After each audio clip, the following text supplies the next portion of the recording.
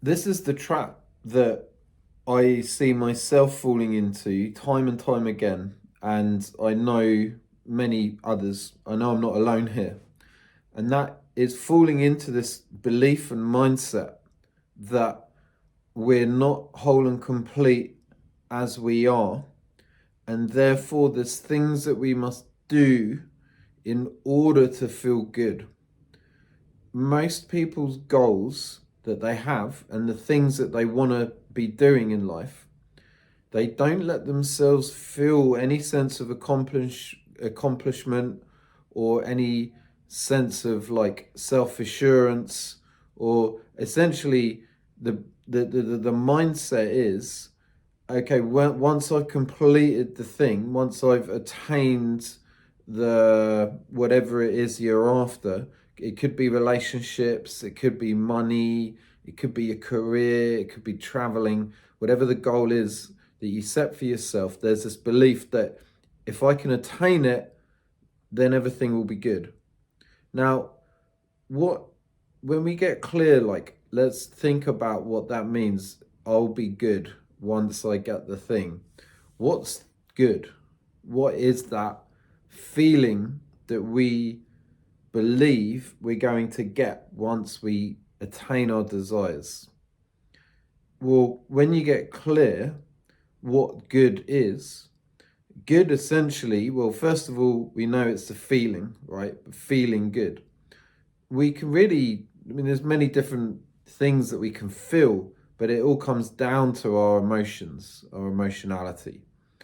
Now, when we're experiencing the survival emotions that are linked to the stress response, we don't really feel good. Now, if someone's life is just stress all the time, then they might be feeling good at times in comparison to how they normally feel. But really, if we get clear, good probably can't come out of feeling anger, pride, fear, apathy, shame, guilt, lust. They're survival emotions that are just designed for us to survive, not for thriving, not for feeling good, not for any kind of feeling of inner fulfillment. So, first of all, we've got to ensure that when we get our desire, when we get our goal, that we're not going to be stressed in any way, because if we are stressed, we're not going to feel good. For a lot of people, they carry a lot of stress, and if you're going after your goals carrying a lot of stress, then it's possible that that stress is still going to be there when you get the thing, and I'll tell you why that is in a minute. And so what we want to do is look at how to actually feel good.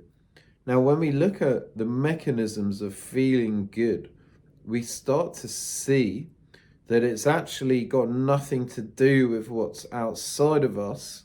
It doesn't matter where we are in life, our accomplishments, really our health, or anything else. Essentially, feeling good is an inner experience that we allow ourselves to feel as our heart slowly opens. Now, if you're born into a society that hasn't taught you about the mechanisms of heart opening and closing, then it might seem a bit strange, and I get it, it did for me for a long time. But it would appear that just because we're not taught these things doesn't make it not real, because when we apply these practices and we're watching our own hearts and we're watching how open or closed our hearts can get, we can see that it's actually a reality. Not only that, it was taught for many thousands of years. It's just this knowledge seems to have disappeared in recent times. And I can see why. An open heart is a powerful, powerful place to be when we're feeling love unconditionally, especially we're not expecting anything outside of us to complete us, to make us whole. And then we become less needy, we're less reliant on industries, pharmaceutical industry, or we're less reliant on the media, we're less reliant on the politicians. All of that stuff that's going on is reliant on you being in a state of stress where you can't control your own internal response, and therefore you need things outside of you in order to feel good, which can become, we can also do that in relationships as well. So how good you feel is dependent on how open your heart is, and your heart opens and closes based on how safe you are. If you think about living, tribal days, let's say, and there was a threat, right? There was a neighboring tribe that was going to potentially attack us, or there was a dangerous animal, and therefore you were in the stress response. You were alert. Your energy was up in your head. You were looking for the threat in order to stay safe. You would have had a closed heart in that moment, and that's a good thing, really, because if we just opened our hearts in times of danger, we wouldn't survive as a species. We needed to close our heart and literally all of our energy go onto survival in order to not die, essentially, so the species continues. Now, we aren't in tribes anymore. We're in these modern day lives, and we still have the same stress response that we had all that time ago.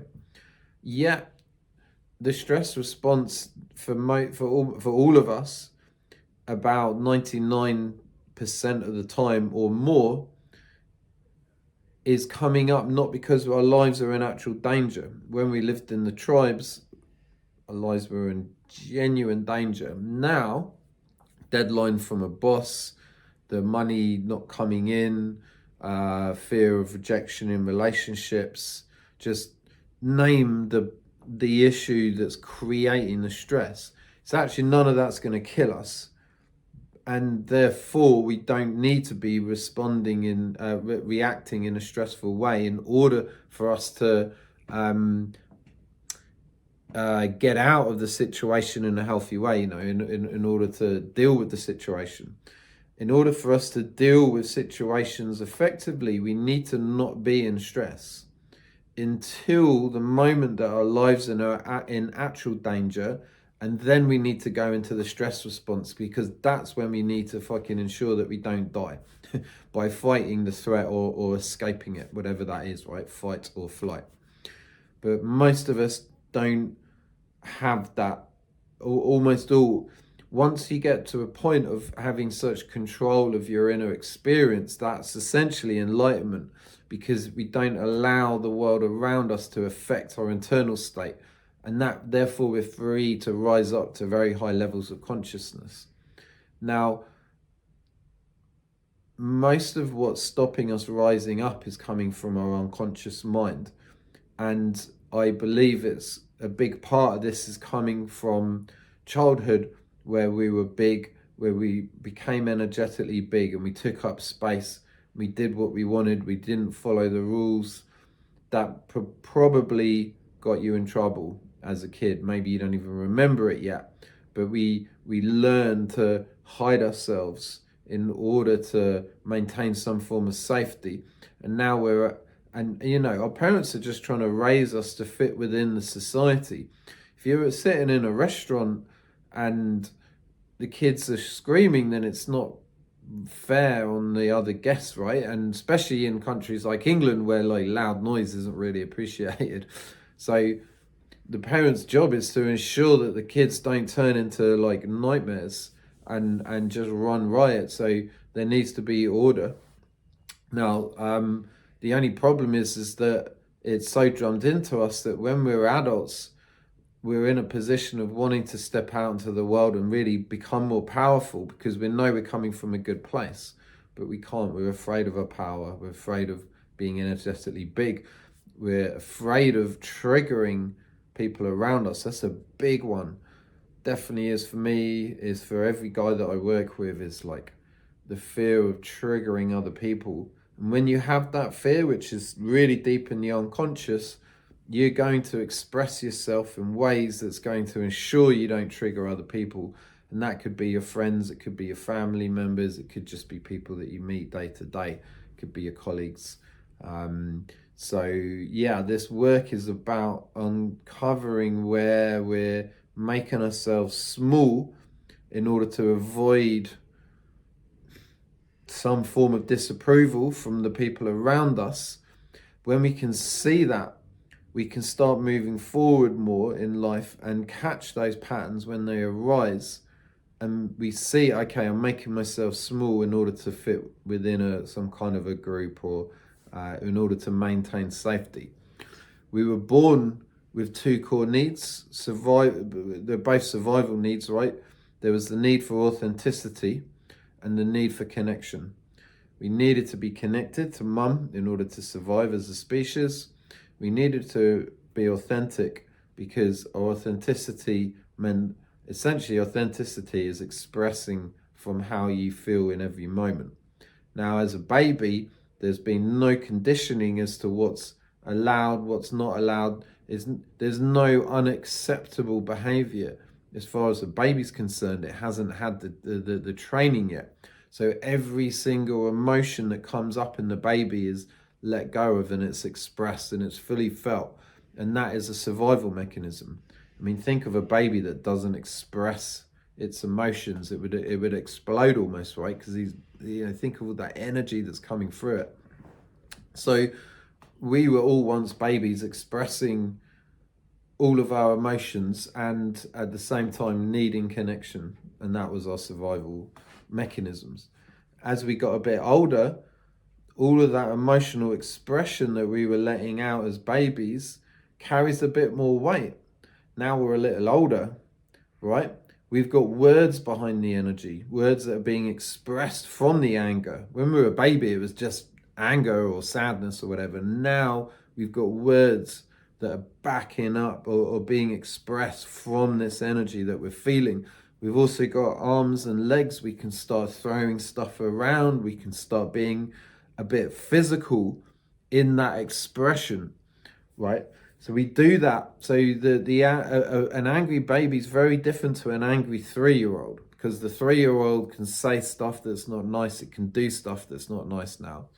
And when that happens, what will generally happen, and I think this is the case for almost all parents, because they're not taught this, is that they, in order to ensure that the child doesn't do this again, there's some form of punishment, and in the punishment the parent will tend to close the heart, so there won't be any expression of love anymore, which is the connection that we desire, that we need for survival, right? And instead the heart gets closed, and then the parent goes into whatever style of punishment the parent uses, but it tends to be a disconnection from the child. So she'll disconnect in order to dish out the punishment, essentially, or mum or dad or the teacher or grandma, grandpa, auntie and uncle, whoever it might be, right? So that closed heart feels very uncomfortable for the child, because the child just wants attention and love. And then now the child needs to figure out how to maintain connection, because connection trumps authenticity every time. So let's think about it like this. We're expressing our anger as a little kid now. We got arms, we can use our arms and legs. That doesn't sit well with mum and dad. There's a disconnect as a result of that.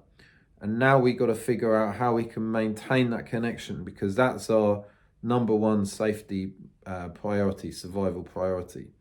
So we learn that a certain expression of energy, and let's call it anger in this case, disconnects us to mum or dad, or again, whoever's looking after us. And now we need to withhold that expression because it doesn't get our connection needs met.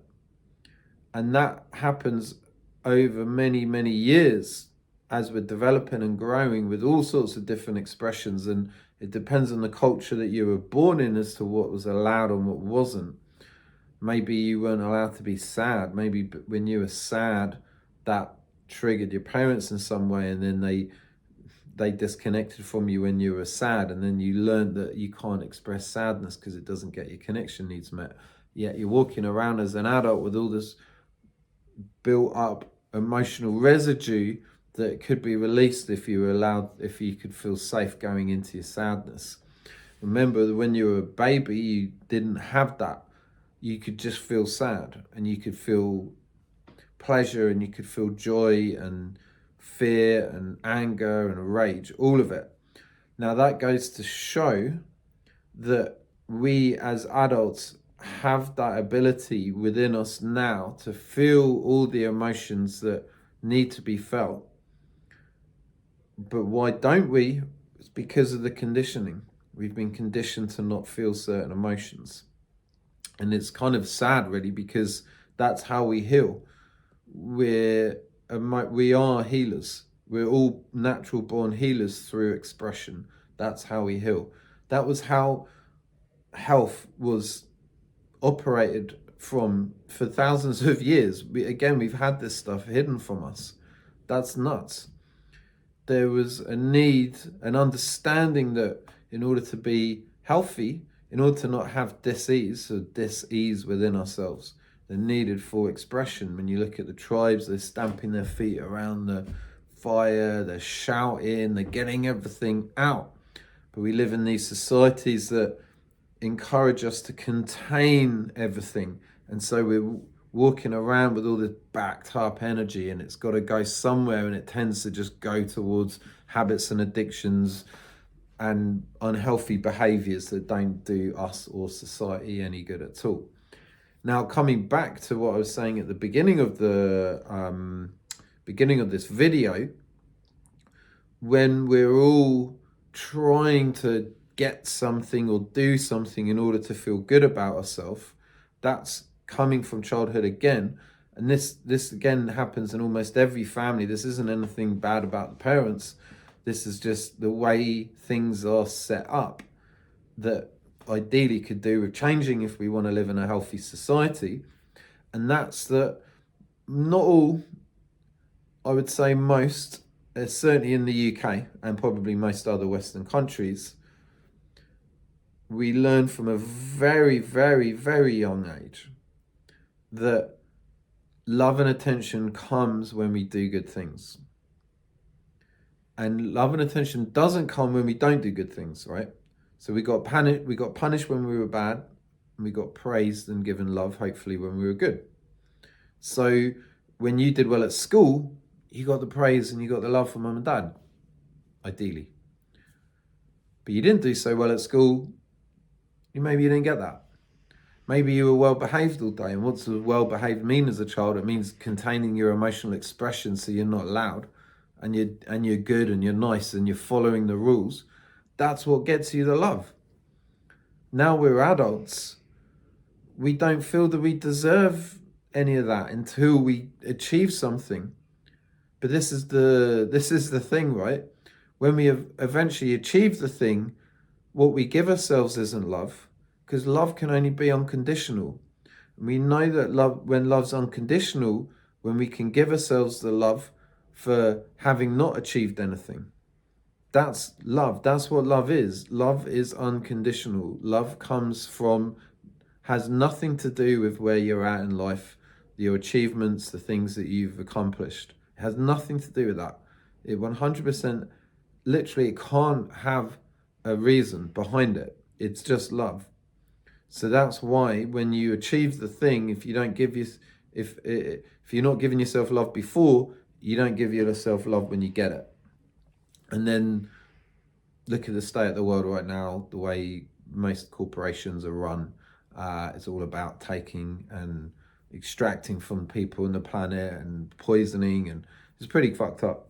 And it's all coming from inner pain and hurt, because the mostly men that are running these big corporations and businesses haven't healed their inner wounds, and so their only way of operating in the world is from this state of trauma where there's no concern about other people, and it's all about how can they gain so they can get a boosted sense of accomplishment.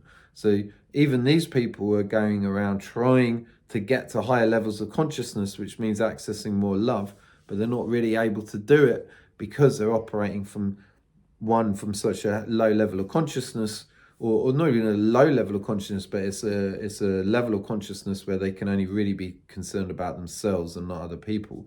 So it's not about us anymore. It's about it's about me.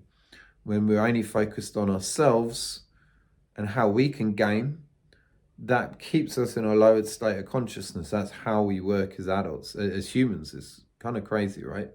Which goes to show that all the ancient texts were right. What is kind of mind-blowing is that this teaching goes back many thousands of years. When we look at the Bhagavad Gita, India's holy book, it talks about this. This is the whole book. It's path to enlightenment essentially is saying to focus on what we put out, not on what we get back. And I think they can't remember exactly how they described it. I think it was, we're only entitled to our labor, not the fruits of our labor. How crazy is that? Thousands of years ago, the biggest message in India's most holy book was something that applies today as much as it did back then. When we think about love and our expression of love, that can really only come when we're not needing something back in return. So if you're with a partner, a lover, or a friend, and you're not expressing love until you feel that that person can have some kind of love towards you, so you don't get to feel rejected in the giving of your love, then that's not really love, right? Because you're wanting something back in return for your love. But when it's fully unconditional, you can give it without the need of anything to come back in return.